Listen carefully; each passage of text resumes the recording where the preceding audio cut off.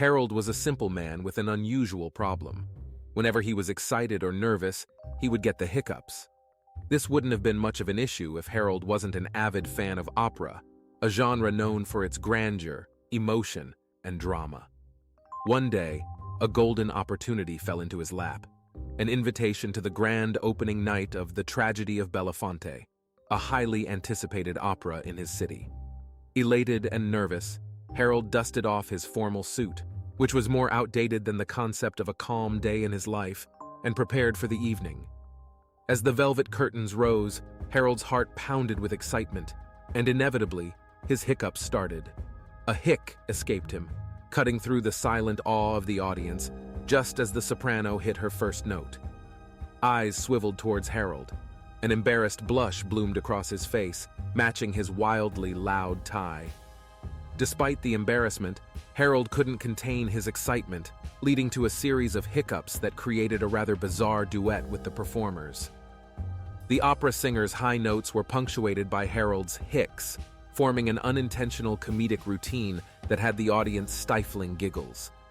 Unsure of how to stop the spectacle, the opera director decided to roll with it. In an impromptu decision, he signaled the performers to adapt the opera to incorporate Harold's hiccups. The result was a unique rendition of The Tragedy of Belafonte that wove in unexpected comedic elements. In the scene where Belafonte is supposed to tragically confess her love, Harold hiccuped. The timing was so impeccably comical, it appeared as if Belafonte was taken aback by his hiccup, forgetting her dialogue and eliciting a roar of laughter from the audience. Harold's hiccups became the unplanned star of the show. The duels had an extra punch, the confessions were hilariously dramatic, and the climax, originally a tragic death scene, had a hiccup-induced plot twist, becoming a comedic fall into a ridiculously oversized cake. With every hic, the audience burst into fits of laughter, their chuckles and guffaws echoing throughout the opera house.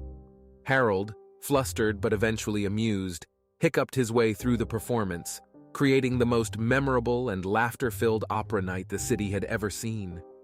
By the end of the night, Harold's hiccups had woven a tapestry of hilarity that had the audience roaring with laughter and wiping away tears of mirth. The performers, initially wary of the distraction, thanked Harold for making the evening one of a kind. Even the stern director sported a grin, applauding Harold for his unexpected contribution. As the curtain fell, Harold stood, his face as red as the velvet curtain, accepting the applause and cheers from the audience. For the first time, he was grateful for his unusual problem. It had turned The Tragedy of Belafonte into The Comedy of Belafonte, creating a night filled with humor and joy. As Harold returned home, his heart was light. His hiccups had finally quieted down, and a chuckle escaped him as he recalled the night's events. He realized that even the most embarrassing traits could bring joy and laughter into people's lives. That night, as he drifted off to sleep, his hiccups returned. But this time, each hic was accompanied by a chuckle and sweet dreams of the most amusing, laughter-filled night at the opera.